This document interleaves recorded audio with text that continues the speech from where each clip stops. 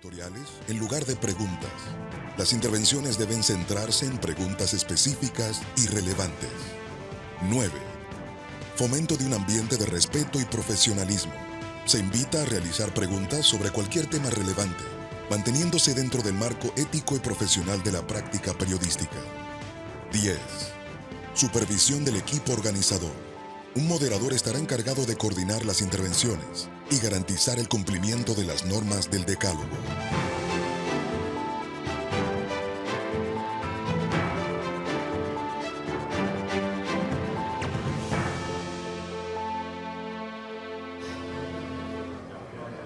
Señoras y señores, muy buenas tardes a todos. Sean bienvenidos a este espacio de diálogo con la prensa. Recibimos en este momento en la semanal al presidente Luis Abinader.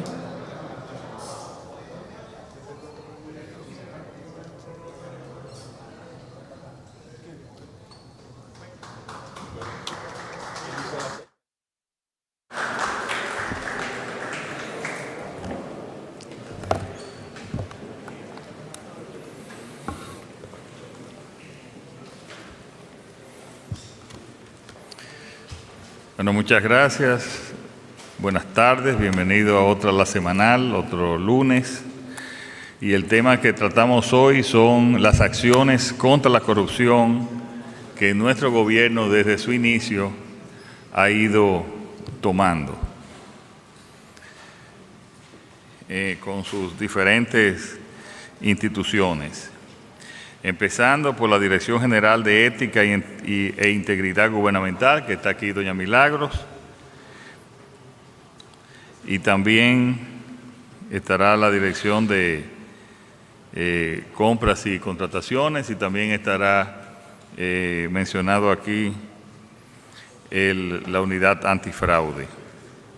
En relación con la DGIC, que es la Dirección General de Ética e Integridad en el Estado Dominicano, el gobierno dominicano ha emprendido acciones concretas para garantizar una gestión pública transparente, ética y orientada al bien común. Fíjense que no decimos con ausencia de corrupción, sino con ausencia de impunidad.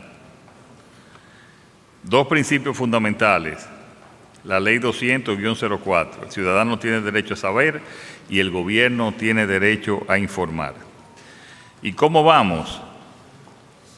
En la evaluación de enero a marzo de este año, del 2025, de 230 instituciones evaluadas, 211 cumplieron satisfactoriamente, quiere decir entre 85 y 100 puntos, y un 7.05% está en cumplimiento. Esto demuestra un alto nivel de compromiso institucional con la transparencia. Es bueno, doña Milagro, que explique qué significa cuando han cumplido.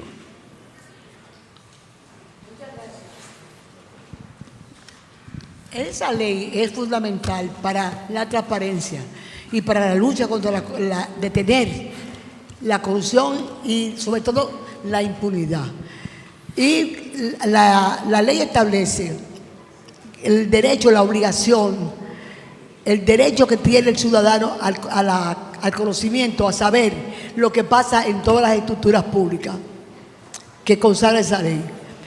Darle seguimiento permanente obliga también a seguir al gobierno en la obligación de entregar esa información al ciudadano que la solicita y en condiciones de poderlas usar, reutilizar, que sean usables. Esa ley es fundamental porque abre la oportunidad, le da al ciudadano el derecho a ser un ciudadano que le da seguimiento a lo que pasa en el gobierno. Eso representa, presidente, una ejecución del gobierno de un 92.5% y de un mínimo incumplimiento del 7.5% de lo que no incumplen.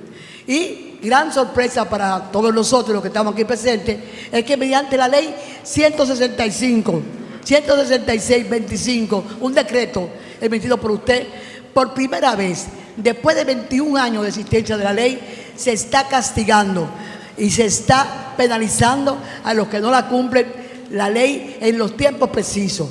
Esa medida se va a aplicar según el decreto a partir del mes de septiembre, o sea, dentro de 2 meses estaremos, los que no cumplen, estaremos cumpliendo una penalidad. Dentro de 2 meses. ¿Cómo? Dentro de 2 meses. 2 meses, septiembre, porque hay que entrenar a la gente, es una penalidad, hay que enseñar a los RAI, a las instituciones de recursos humanos, y hay que darle un tiempo. Ese es el decreto suyo, presidente. Okay. Bueno, es cierto. Bien, esto es un cambio de enfoque en la prevención. Las antiguas comisiones de ética evolucionaron a comisiones de integridad gubernamental también y cumplimiento normativo. Gracias al decreto 791-21, estas comisiones ahora tienen un rol activo y normativo en la prevención de la corrupción y desde dentro de las instituciones. Y hablando sobre el tema anterior de la transparencia, esto es sumamente importante porque muchas de las denuncias que nosotros actuamos o que ustedes conocen es por la transparencia, es porque entran a las páginas electrónicas que antes no estaban todas y entonces de ahí empiezan a calcular, empiezan a ver y entonces hacen las denuncias por la cual muchas de ellas nosotros actuamos, algunas tienen méritos, otras no tienen méritos, pero lo importante es que actuamos y que investigamos. Todo esto es un círculo, es un recorrido. Sin esa transparencia no puede haber investigación, no puede haber auditoría de la sociedad misma.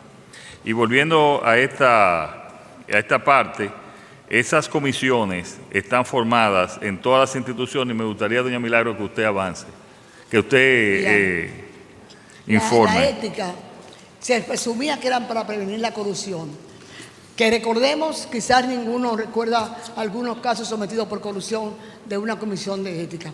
Y eso nos obligó a buscar una salida inteligente, adecuada a la situación que venía demandando el pueblo dominicano o que necesitaba el país para desarrollarse. Y fue gracias al decreto 791-21 que se crearon las comisiones de integridad y cumplimiento normativo. Esa palabra, cumplimiento normativo, es fundamental desde que se inició el proceso gubernamental que usted ha venido dirigiendo. Y una de las cosas que encontramos que hacían daño al proceso era que no estaban educadas, no estaban formadas para cumplir esa función. Y todas ellas han participado de la formación en la 3 ISO, complaint, soborno y el conflicto de interés. Además, con esos elementos ya hoy en día están haciendo sus mapas de riesgos en cada institución. Pero lo más grande, presidente, es que se ha constituido en una comisión de prevención interna. Están adentro de la institución y están integradas por asesores que son funcionarios de alto nivel de responsabilidad y las comisiones elegidas de los 5 niveles de educación, de servicio público que existen en las organizaciones públicas. Ellas están trabajando ahora en una parte muy importante, son las que están trabajando junto con la Nación, el país y la OCDE para desarrollando el programa de integridad de la República Dominicana, el primero que vamos a tener nosotros en poco tiempo, presidente. Sí, muy bien. Ahí tenemos la formación y capacitación del personal público para lograr una cultura institucional íntegra de ética. Se han capacitado a más de 8.000 servidores públicos en áreas como administración pública, prevención de malas prácticas en contrataciones, prevención del soborno y gestión de riesgos de corrupción, talleres internacionales en integridad y lucha contra la corrupción. Esto es, antes de doña Milagro hacer su comentario, esto para mí, señores, como en todo en la vida, es lo fundamental. Porque si tenemos administradores públicos formados en ética, conscientes de que vamos a servir, y el que ya no quiera o no soporte estar en la administración pública porque su salario, como es normal, no le da o tiene mejor posibilidad del sector privado, bueno, pasa al sector privado, pero mientras está en el sector público, tiene que comportarse con ética, poner, como hemos dicho, la honradez de moda. Y eso, señores, esa es nuestra principal tarea, ese es nuestro principal objetivo, porque no queremos la represión, no queremos llevar a la gente a la justicia, como lo estamos llevando y lo vamos a ver más adelante. Lo que queremos es la prevención y que esa prevención se logre porque a base ya de una educación de ética y de honestidad. Doña Milagros. Bueno, presidente, como usted puede ver, se ha hecho un gran trabajo de formación que entra en algunos sectores, como por ejemplo compras públicas, pero que nosotros seguimos en el trabajo contra los sobornos, la gestión de riesgo, los talleres internacionales de integridad y sobre todo reforzando la administración pública. Y eso es un paso importante, porque es la prevención, en la formación fundamental para impulsar el proceso que estamos desarrollando desde hace algunos años acá. Entre los avances estructurales, se han desarrollado 96 matrices de riesgos para detectar posibles vulnerabilidades de la corrupción. Y segundo, estamos trabajando para fortalecer el Sistema Nacional de Integridad Pública, esto con la asesoría de la Organización para la Cooperación y el Desarrollo Económico, la OCDE.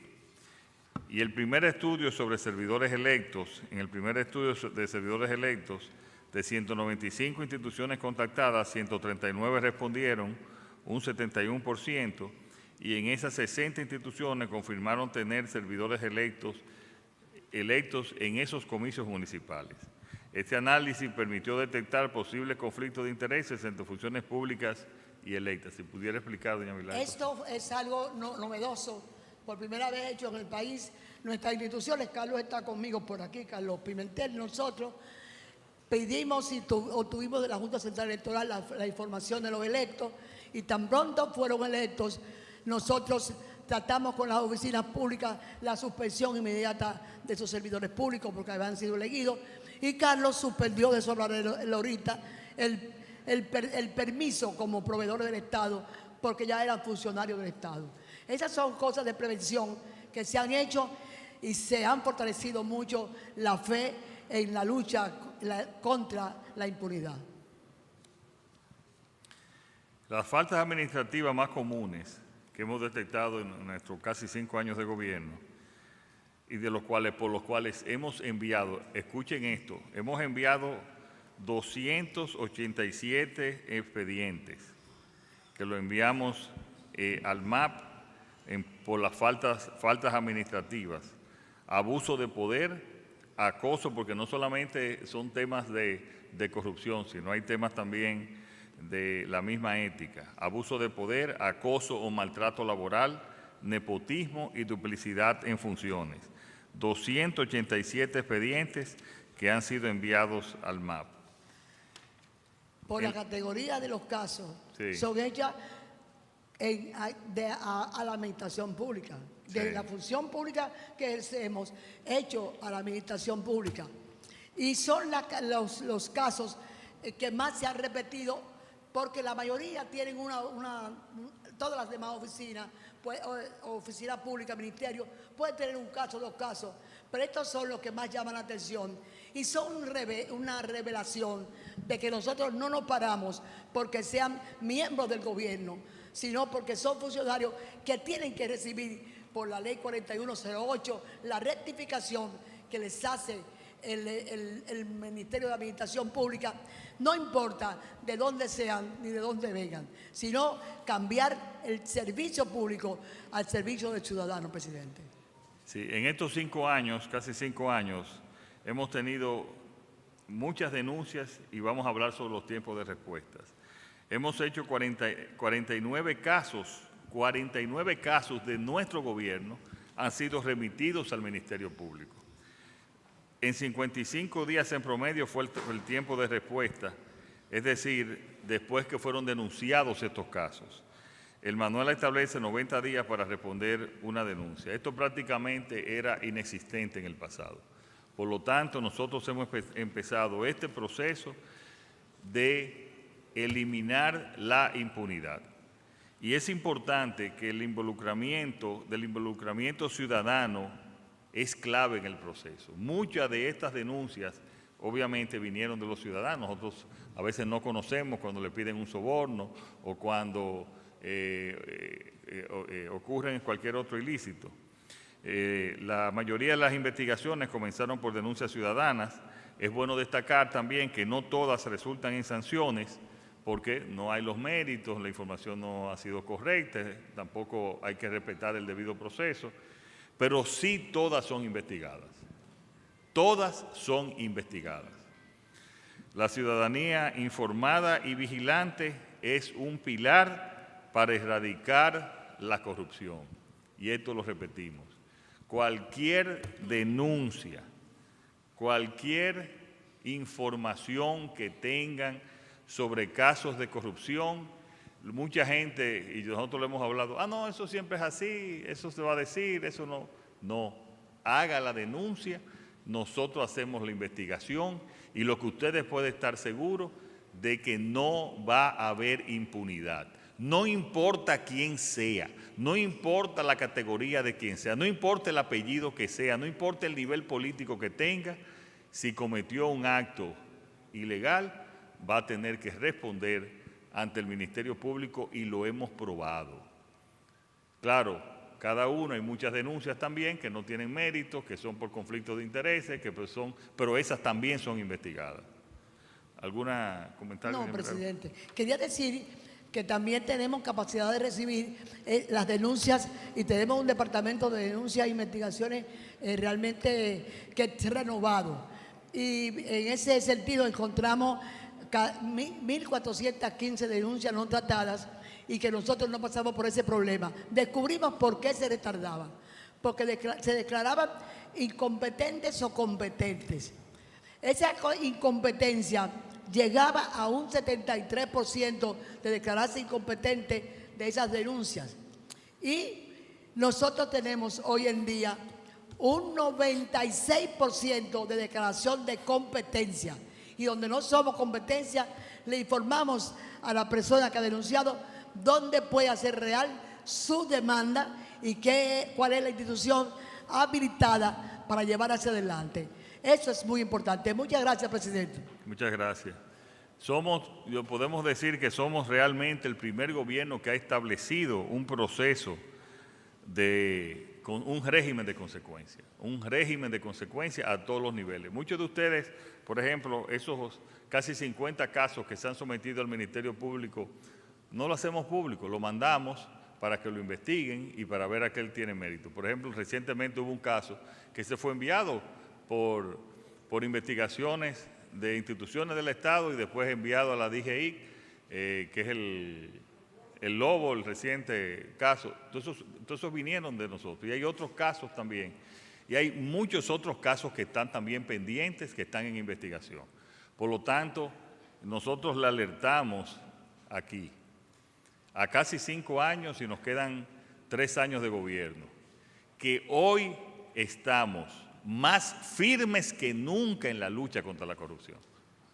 Hoy estamos más firmes en que no debe haber impunidad. Hoy estamos más firmes en que se deben respetar los bienes públicos. Y no importa quién sea, no importa en el momento que sea, no importa la condición de la persona, repito, serán llevados a la justicia si tienen acciones que lo comprometen con la corrupción. Y así pasamos a una unidad que pertenece a la Contraloría General de la República. La Contraloría también ha tenido una función especial, haciendo auditorías y advirtiéndonos a nosotros tanto en el control como también haciendo la auditoría y la fiscalización de todas las emisiones y todos los gastos e inversiones del gobierno. Y dentro de la Contraloría y creamos la unidad antifraude, que estaba nombrada como un departamento, pero que quiero decir que el pasado jueves firmamos un decreto ya, teniéndola formalmente como una unidad ya formalizada dentro de la Contraloría, que es la unidad antifraude, que está amparada en el artículo 14 de la Ley 1007, cuyas funciones, como dije, se ejecutan desde el 2021. Y su éxito obedece, porque ha sido responsable de muchas de las investigaciones, a una robusta base de datos apoyado por la Contraloría, sinergia con los demás órganos de control y persecución de la corrupción, y se fundamenta en dos estructuras claves: prevención e investigación. Muchas veces nos llegan informaciones que no están confirmadas, son rumores, inmediatamente se las mandamos a la unidad antifraude, y la unidad antifraude determina si tiene mérito, si hay que hacer una investigación mayor. Si tiene que hacer una investigación mayor, entonces se lo entrega a la Contraloría después de ello de aportar las pruebas necesarias. Esa unidad antifraude ha tenido 368 casos de colaboración con la Procuraduría General de la República, 31 de prevención, 20 análisis financieros forenses y 72 análisis de denuncias ya formales, denuncias que tienen, repito, ya algunos méritos, algunas pruebas, como dicen los abogados. Y el decreto, este nuevo decreto que, repito, acabo de firmar, es el decreto número 382-25, donde se formaliza y consolida un mecanismo preventivo y técnico concebido ya para durar en el tiempo, más allá de ser un departamento más de la Contraloría. Eso garantiza la continuidad de sus funciones y su capacidad de contribuir a cerrar espacios a la impunidad. Tenemos entonces la Procuraduría General de la República, que tiene la persecución de la corrupción, el PEP, que tiene total independencia y capacidad de actuación,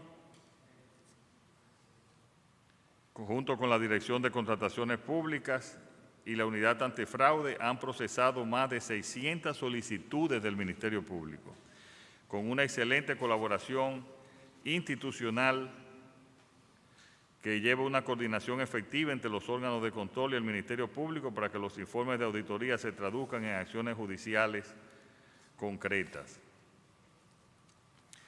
Ahí están los resultados tangibles también y los diferentes casos que se han llevado a la justicia de diferentes gobiernos, incluyendo de este gobierno, que se han llevado y lo están ya han sido acusados y han sido procesados y están en la justicia.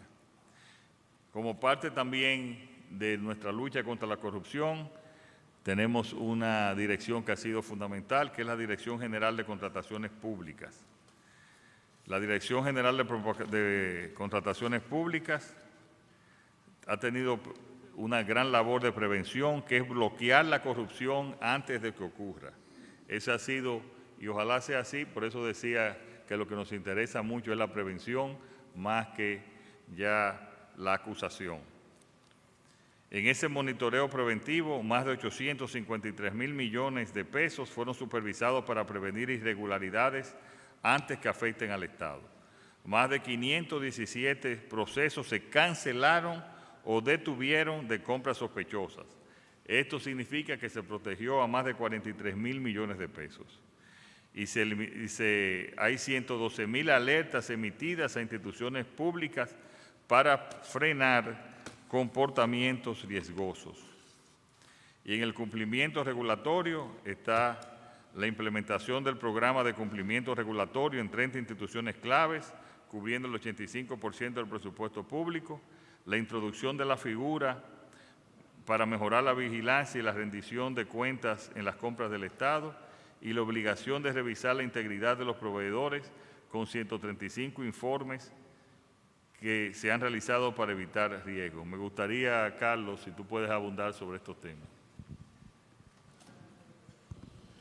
Bueno, en el interés de promover un informe preventivo de las contrataciones públicas, hemos adoptado distintos mecanismos. Lo primero es el monitoreo preventivo, que como ustedes han podido ver los resultados, y ese monitoreo preventivo acompañado del desarrollo de un sistema de alerta preventivo, o sea, un software desarrollado en la República Dominicana que permite la detección temprana, de manera que todo proceso de contratación, antes de la etapa de enmienda, entiéndase, antes de recibir oferta, es objeto de ese monitoreo preventivo para garantizar el cumplimiento normativo.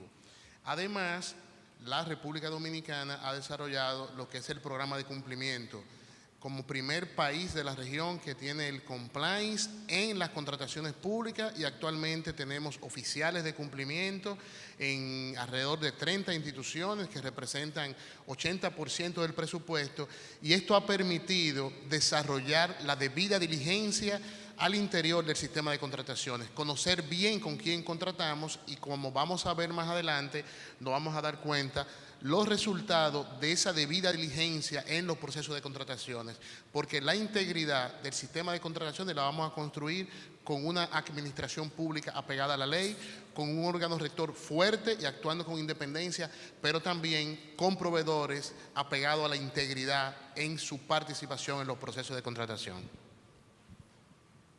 Y por eso, Carlos, es bueno señalar, aunque lo hemos hecho en otras ocasiones, que están participando mucho más proveedores que antes, y también el tiempo de pago, en términos generales, ha disminuido también. Como un indicador de confianza en el sistema de contrataciones, debemos decir que se ha incrementado la participación en los procesos de contratación en más de un 42%. Esto quiere decir que las instituciones, cuando convocan un proceso de licitación, de comparación de precios, al día de hoy están recibiendo más ofertas que en el pasado. Eso es una muestra de confianza.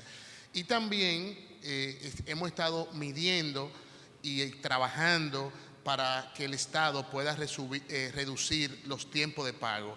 Y la verdad que los resultados que estamos viendo con relación a los tiempos de pago del Estado, hay una reducción importante de más de un 50%, y seguimos trabajando para que el Estado tenga procesos de contratación de más confianza, pero al mismo tiempo que se pueda cumplir todo el ciclo de la contratación, que inicia con una debida planificación y además con el pago del bien o servicio, y hay mejoras importantes con relación a los tiempos de pago del Estado dominicano.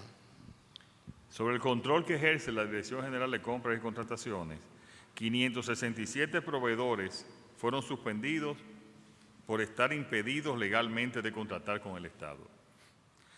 Esto es en estos 5 años. 144 proveedores inhabilitados por fraude documental y violaciones graves a la ley.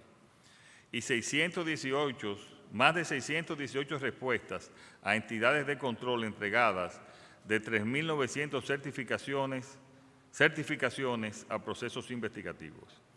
Y 13 casos desde esa dirección fueron llevados al Ministerio Público para combatir la impunidad.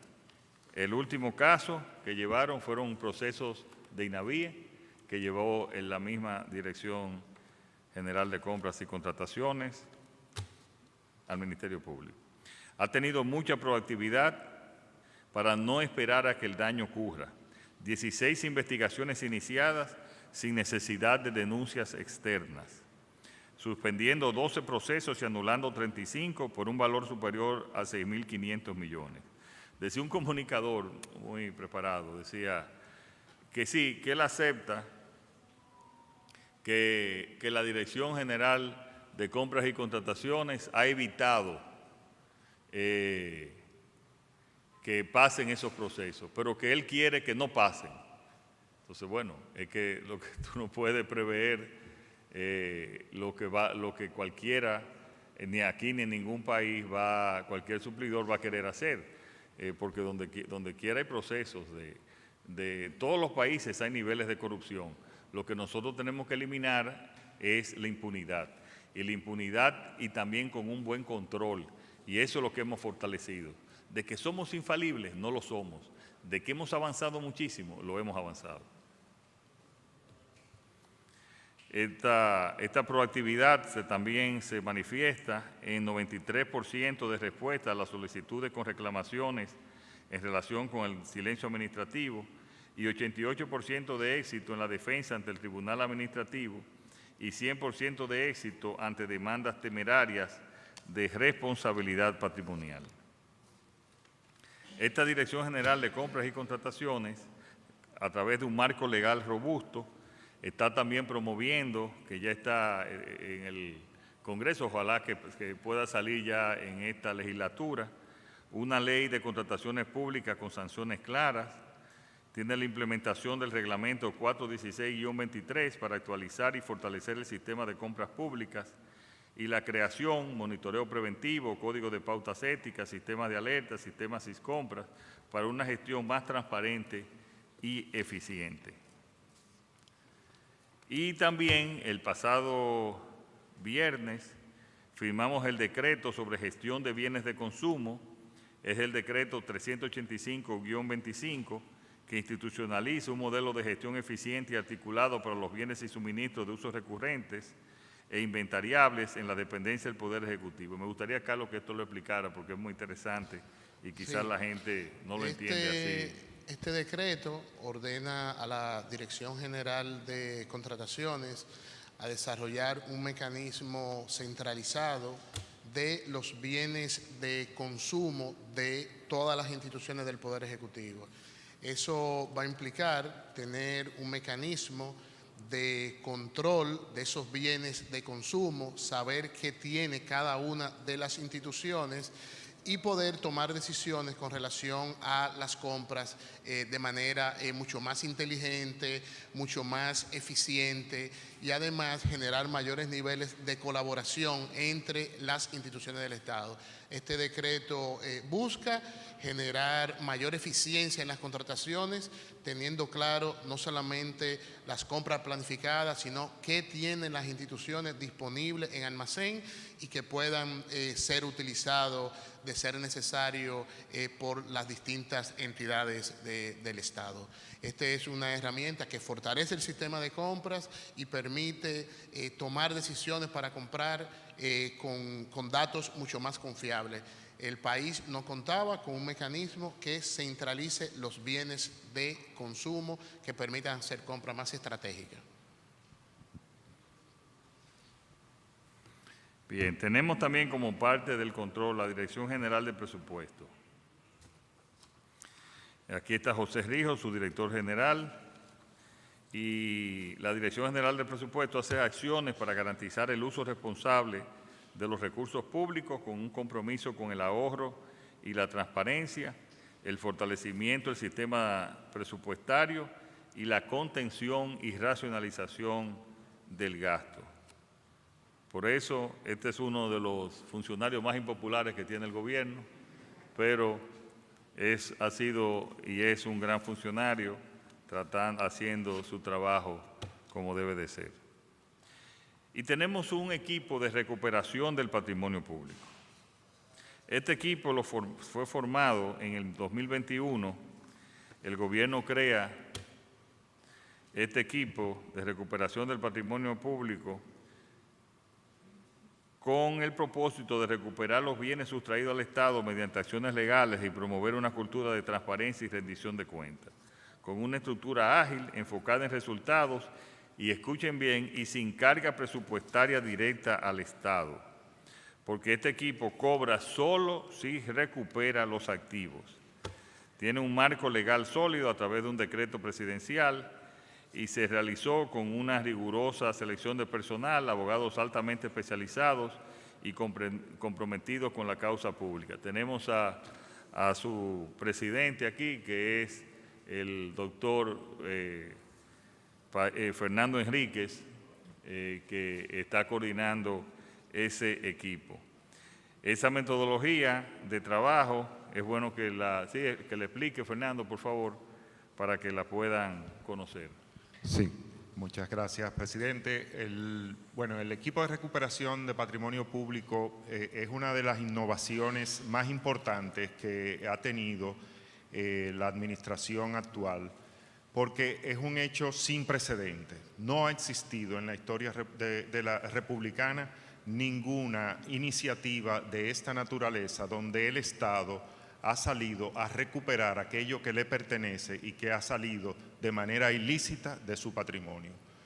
Eso actualmente pues, es una estructura formada por equipos de abogados, somos 20 abogados que trabajan, son profesionales del ejercicio privado, pero que han recibido el mandato de representar al Estado en las acciones ante los tribunales, pero también en las acciones no judiciales tendentes a la recuperación del patrimonio.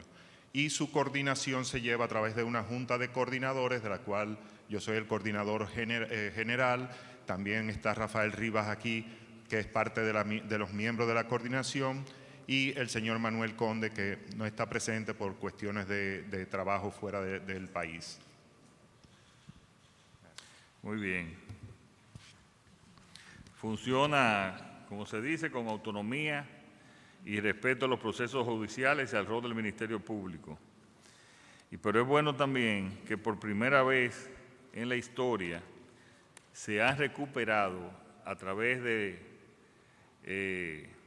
el equipo de recuperación y de otras instituciones, en este caso, se han recuperado ya 6.500 millones de pesos, 6.500 millones de pesos que entrarán en el presupuesto en este semestre, en este próximo semestre.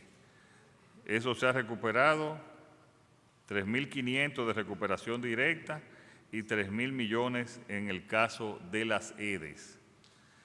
Y hay en casos en cursos 130.000 millones de pesos para recuperación. Esto mejora significativamente los índices de percepción sobre la corrupción y fortalece la confianza ciudadana y cambio cultural en la defensa del patrimonio público. No ha sido fácil porque hemos encontrado el equipo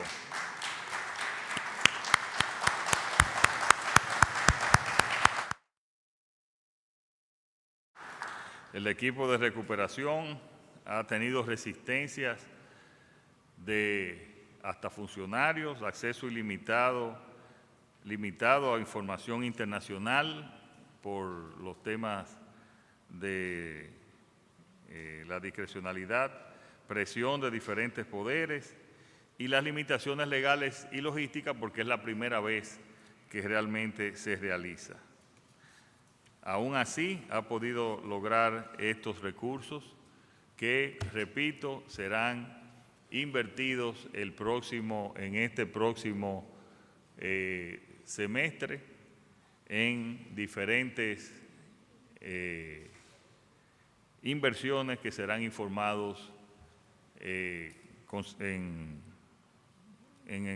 serán informados dónde y cuándo y de qué forma a todo el país. Este equipo también lleva una supervisión y control y monitoreo constante a lo interno, por una supervisión por una junta de coordinadores, a lo externo, la vigilancia del Ministerio Público, tribunales y contrapartes, y tiene informes trimestrales que son evaluados por la consultoría jurídica del Poder Ejecutivo.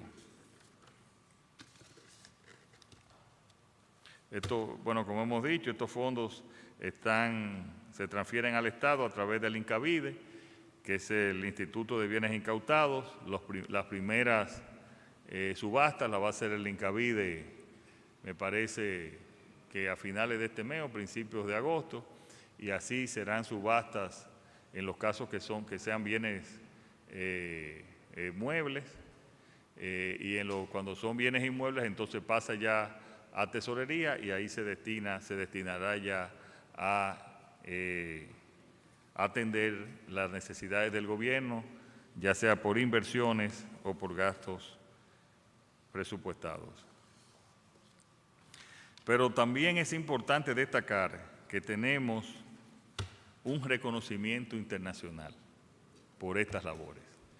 Ese reconocimiento, tenemos el liderazgo internacional, la OEA, la presidencia de la Red Interamericana de Compras Gubernamentales de la OEA. También tenemos la presidencia del Comité de Expertos del Mecanismo de Seguimiento a la Implementación de la Convención Interamericana contra la Corrupción. Tenemos también la presidencia de la Red de Transparencia y Acceso a la Información Pública Iberoamericana, RTA, y somos el único país de Latinoamérica que es miembro observador del Comité de Contrataciones Públicas del Comercio de la Organización Mundial del Comercio. ¿Se me quedó alguna más?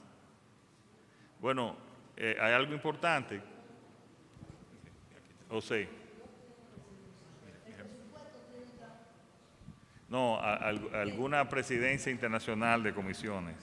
Bueno, señor presidente, más que la presidencia es la valoración que ha hecho la International Board Partnership, que evalúa el presupuesto abierto, donde República Dominicana ocupa el 4º lugar del mundo de 125 países evaluados de participación en el público del presupuesto y el primero en el continente.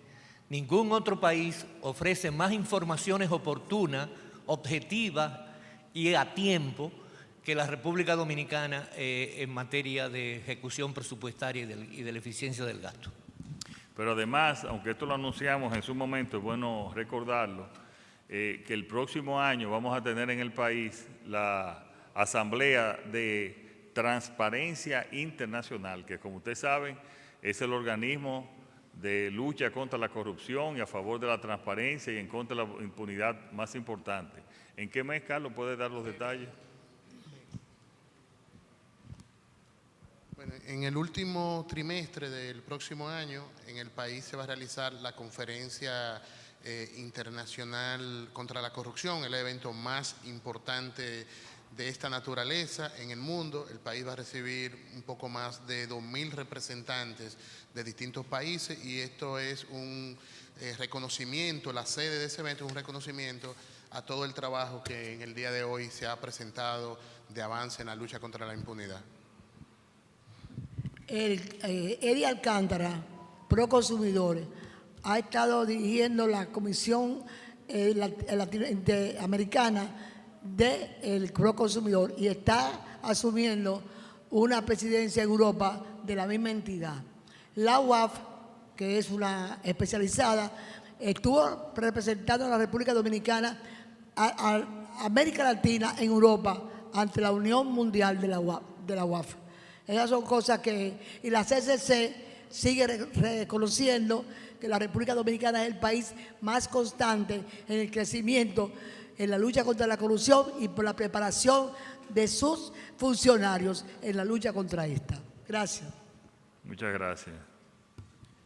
Bueno, pues pasamos a las preguntas.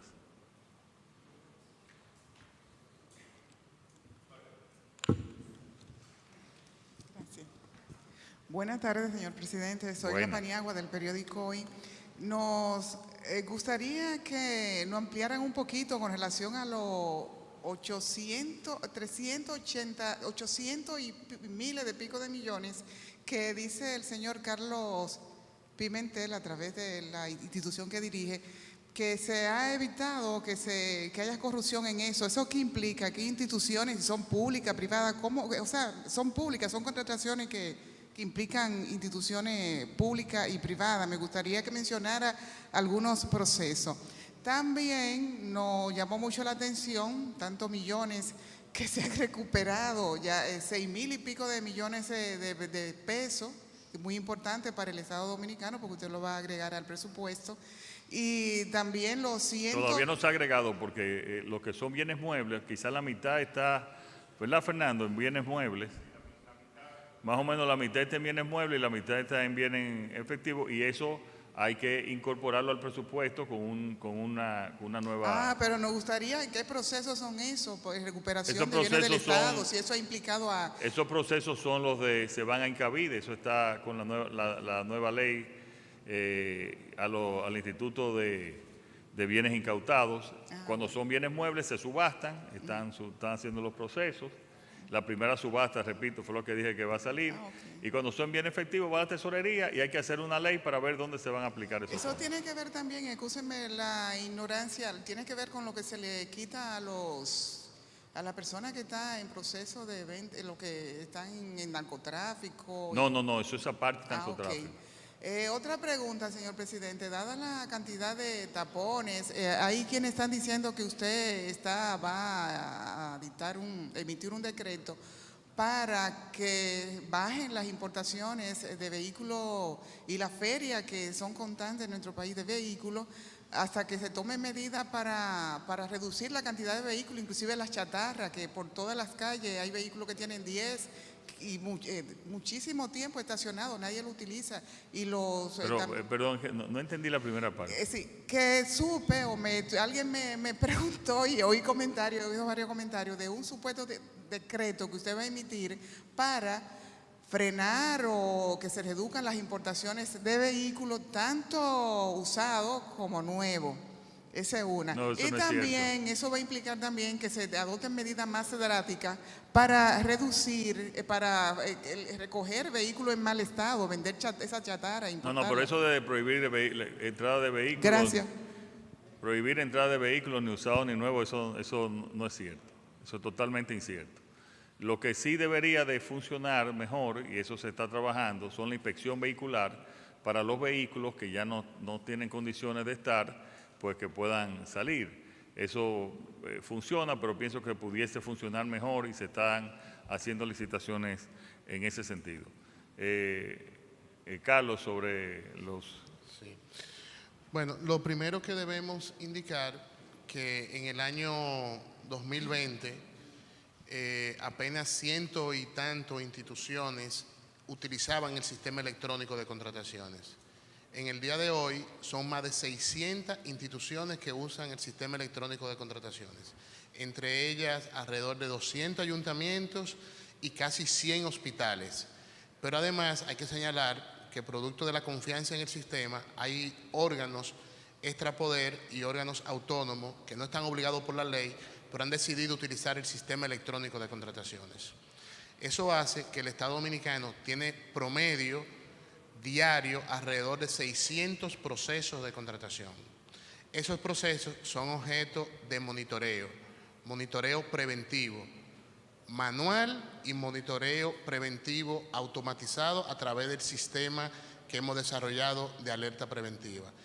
Cuando se identifica que existe un pliego de condiciones que vulnera principios o que vulnera ley, se le instruye a las instituciones que puedan enmendar, quiere decir que puedan revisar y que puedan mejorar el pliego. Hay observaciones que son obligatorias y hay observaciones que son de buenas prácticas.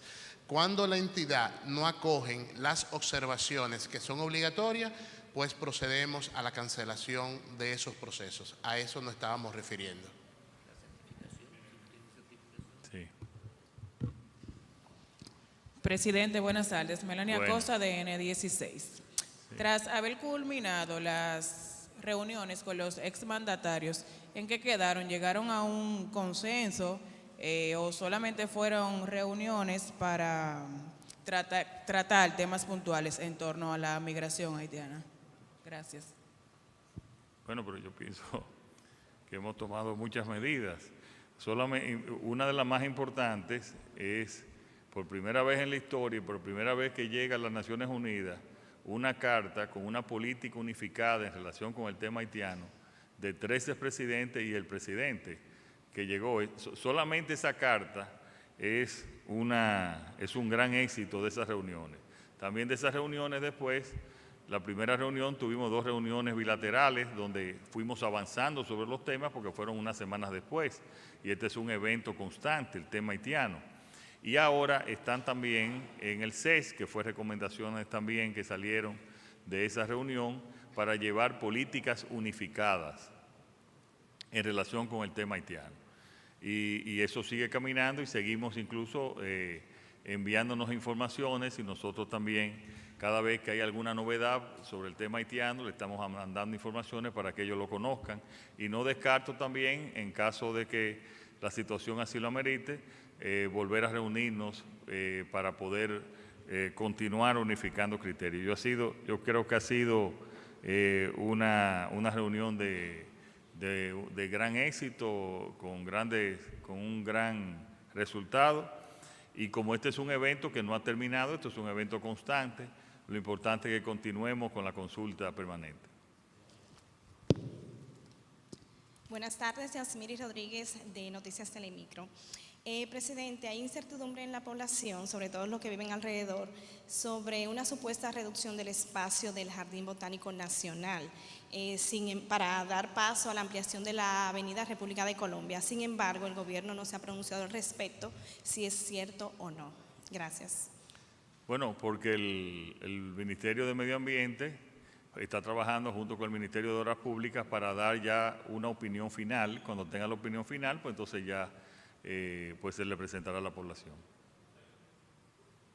Buenas tardes, José Elena, ACD Media Noticias, presidente.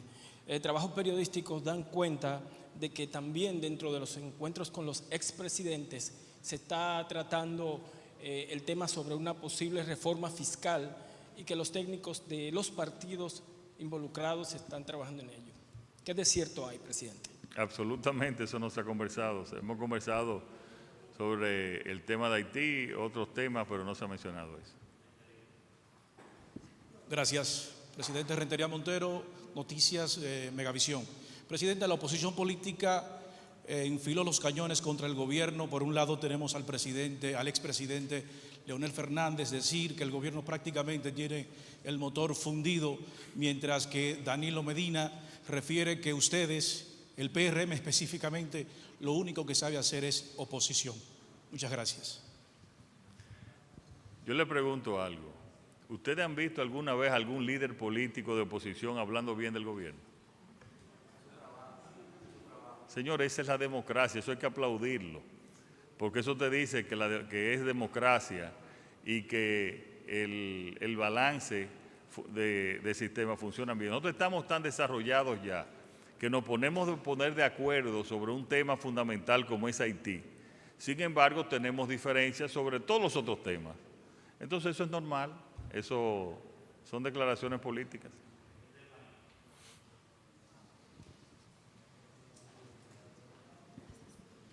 Buenas, Estefany Hilario del periódico Diario Libre. Presidente, al finalizar este mes concluyen su periodo 5 jueces del Tribunal Superior Electoral y están pendientes de elección 5 jueces de la Suprema Corte de Justicia. ¿Cuándo tiene usted pensado convocar al Consejo Nacional de la Magistratura para escoger quiénes van a ocupar esas posiciones?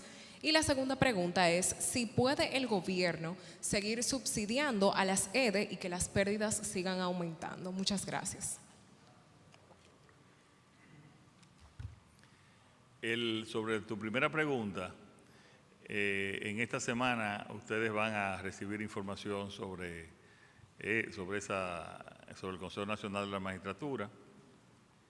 Y sobre la otra, todos los gobiernos han subsidiado las sedes, uno más que otro. Nosotros estamos dando, es bueno que se chequee la cantidad de energía que estamos, que estamos entregando al sistema y nosotros vamos a seguir trabajando para mejorar el sistema. Y creo que en los próximos días también el director el presidente de la CUET, del Consejo Unificado de las Sedes, va a dar otras declaraciones también sobre cómo vamos a ir mejorando y eficientizando el sistema, un sistema que hoy por primera vez está completamente despolitizado, que ya es un avance.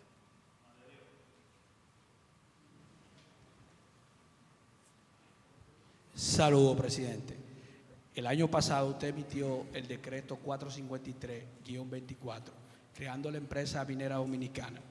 No obstante, hemos visto que el ministro de Energía y Minas ha hablado en varias ocasiones sobre el desarrollo y las investigaciones que se están haciendo allá en Pedernales con relación al tema de las tierras raras. No obstante, hemos visto que la empresa no tiene personal, ni tampoco tiene presupuesto, ni tampoco tiene un plan. Nosotros queremos saber cuándo usted va a emitir el decreto para la nueva institución. Tiene plan, pero sobre los otros detalles, que casualmente estaba hoy en Pedernales estudiando el tema de las tierras raras, le va a hablar el ministro de Energía y Minas. Sí, buenas tardes, un verdadero placer estar con ustedes aquí. Sobre tu excelente pregunta, pues te debo comentar que, como dice el presidente, precisamente esta mañana estaba en Pedernales dándole seguimiento a los proyectos que se vienen realizando. El proceso de exploración está en un proceso ya avanzado, donde la idea es declarar recursos hacia el tercer trimestre de este año. ¿Qué significa declarar recursos? Que ya podremos dar, ¿recuerdan la cifra que dio el presidente en su discurso del 27 de febrero? Que era una cifra inferida. Pues ya con las observaciones que se tienen y con las muestras que se han tomado, ya podremos anunciar un valor bruto ya como recurso, con el objetivo entonces de pasar a un proceso de mineralogía o de metalurgia que nos permita determinar ya un valor neto, es decir, poder separar lo que son los minerales, todos los demás minerales, de las llamadas tierras raras, y eso lo podríamos lograr hacia el tercer trimestre del año 2026. Con eso te digo que el plan está avanzando de una manera coordinada, se está haciendo hasta este momento desde el Ministerio de Energía y Minas, y el objetivo es, como bien tú preguntas, próximamente que el presidente pueda emitir el decreto que nombre el Consejo Directivo de Emidón, y entonces Emidón pueda, como cualquier otra empresa, iniciar sus operaciones con un presupuesto asignado por Hacienda y por la Dirección General de Presupuestos, y avanzar y continuar los procesos que ya están iniciados desde Energía y Minas. Pero lo que te quiero resumir es que estamos avanzando de manera eficiente, y debo decirte algo, en 12 meses se ha avanzado lo que normalmente toma 3 años avanzar de estos procesos. República Dominicana está siendo un referente en materia de exploración de tierras raras. Y el decreto de Midón está en la oficina del consultor. No se emitió porque él fue a Miches el viernes, pero eso está en proceso. Yo voy a defender al consultor. El consultor está esperando un dato que el ministro de Energía y Minas, que estaba en Pedernales, tiene que darle ahora en la tarde. Corrijo. Saludo, presidente Wilkin de la Cruz de Noticias SIN. 2 preguntas, presidente. Una, o sea, yo siempre hago 2, Jorgito. 2, presidente. Presidente, el Consejo de Seguridad decidió prorrogar hasta 2026 la misión multinacional en Haití. Esa es una, su parecer sobre esto. Y en agosto, si mal no recuerdo, del año pasado, estuvo aquí una comisión de empresarios cuando el gobierno anunció que iba a someter al Congreso Nacional el proyecto de código laboral. Sin embargo, esta semana, la semana pasada, los empresarios, ante la aprobación en primera lectura del proyecto de código, dijeron que se aprobó un proyecto que es regresivo y que supuestamente podrían crear convulsiones sociales por lo que se ha aprobado en ese proyecto de código. Su parecer sobre esto último también. Muchas gracias. Mira,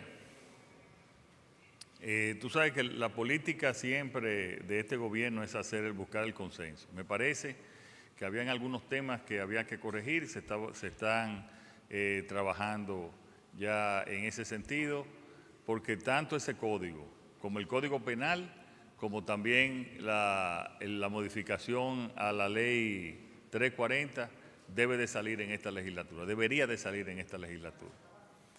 Pero vamos a ver, porque están bastante avanzados, están ya como podemos decir en el béisbol, a tiro de hit. ¿La misión? Perdón, sí, no, estamos de acuerdo en extenderla, pero también no solo extenderla, sino fortalecerla.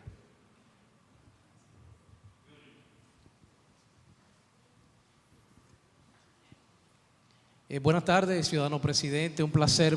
Presidente, felicidades por el cumpleaños, el pasado fin de semana, que Dios le dé.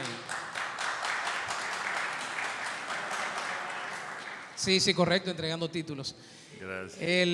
Mucha felicidad y salud, sobre todo. Gracias. Presidente, ¿cómo hacer más eficiente el combate contra la corrupción a pequeños montos?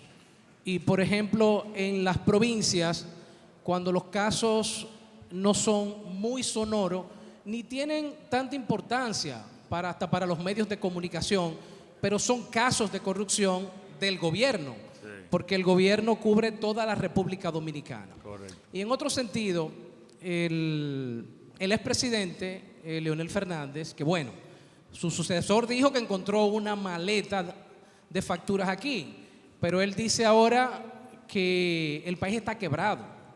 Es un expresidente que maneja información y me llama la atención que él diga que el gobierno dominicano está quebrado. Repito, esas son declaraciones políticas que se oponen a todas las recomendaciones y todos los alabos que nos dan los organismos internacionales. Son, repito, declaraciones políticas y demuestra nuestra disciplina que el año pasado, que fue un año electoral, no tuvimos déficit, se cumplió según el presupuesto establecido.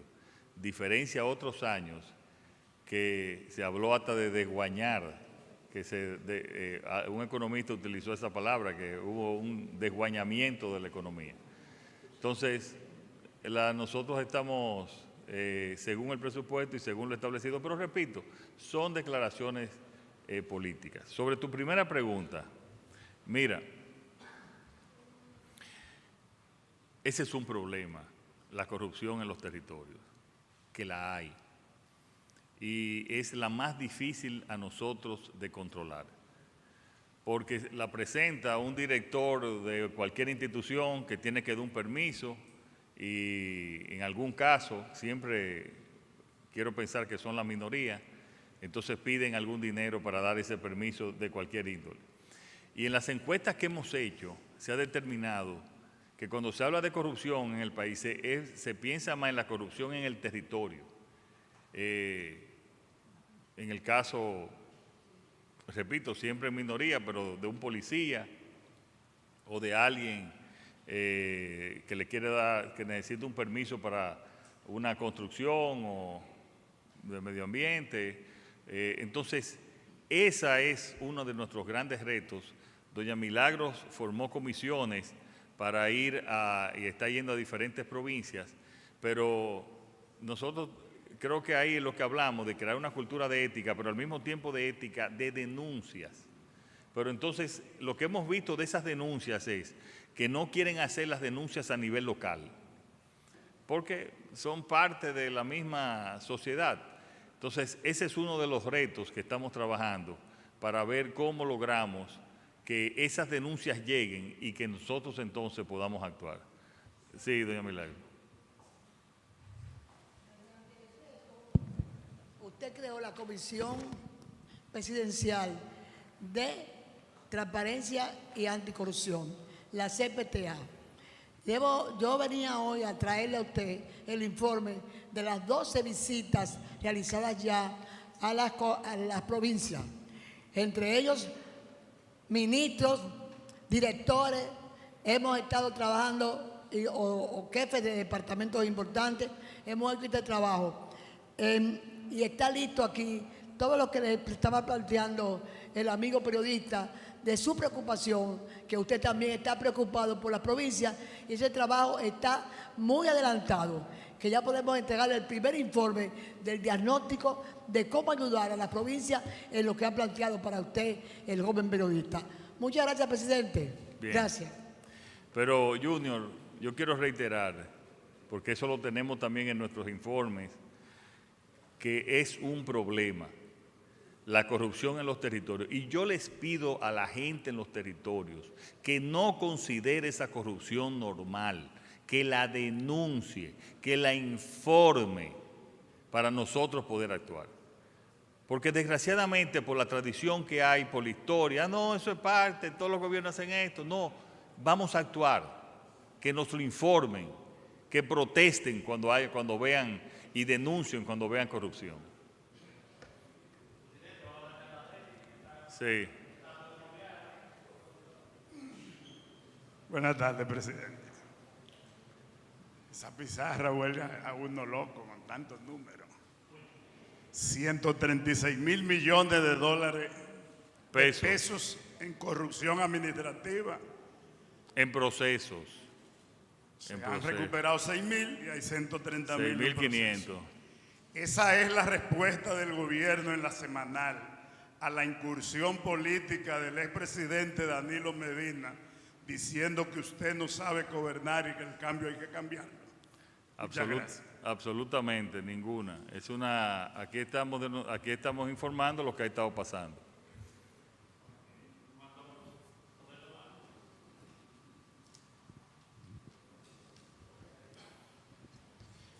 Buenas tardes, señor presidente. Ya usted se refirió al proceso de discusión del Código Laboral en el Congreso Nacional. Sin embargo, está pendiente el Código Penal. Ya ha habido avances importantes porque ya ha sido aprobado en primera lectura en el Senado de la República. Es una normativa que data de 1884 y el nuevo proyecto establece al menos 70 nuevos tipos penales y el cúmulo de pena hasta 60 años. Teniendo el PRM… Que por eso es que necesitamos la aprobación del código para fortalecer la lucha contra la criminalidad y contra la corrupción.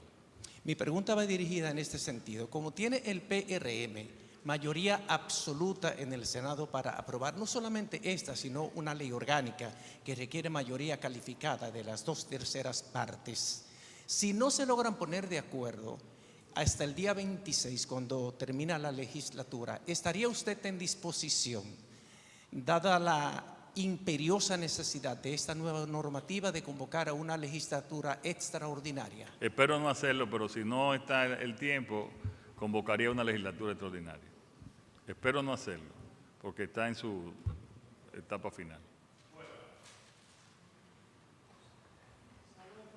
Saludos para todos. José Cuevas, del periódico Tras la Huella Digital. Presidente, usted ha hecho dos advertencias a los funcionarios. En primer lugar, y hablando de la transparencia que está llevando su gobierno, de todo aquel que no haga su declaración jurada de bienes. Advirtió usted que podían ser inclusive hasta cancelados. No sé qué ha pasado a este momento.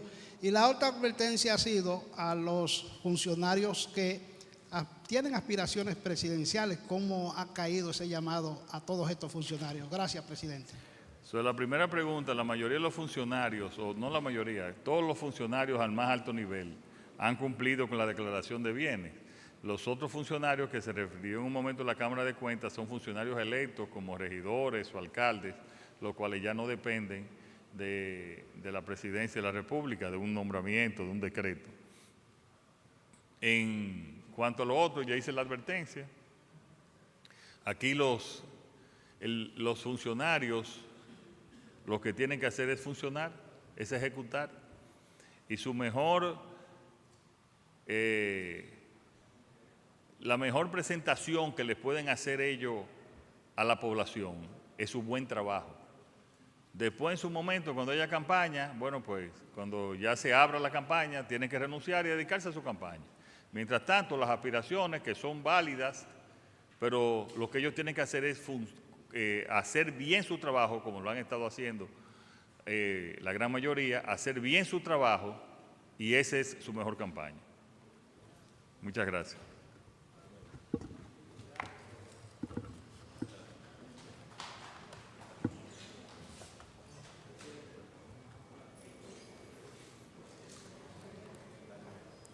Señoras y señores, de esta manera concluye la semanal. Responder las preguntas de la prensa nacional siempre es un placer para el presidente Luis Abinader. Estamos agradecidos de poder contar con su presencia y sintonía en este espacio democrático. Muy buenas tardes a todos.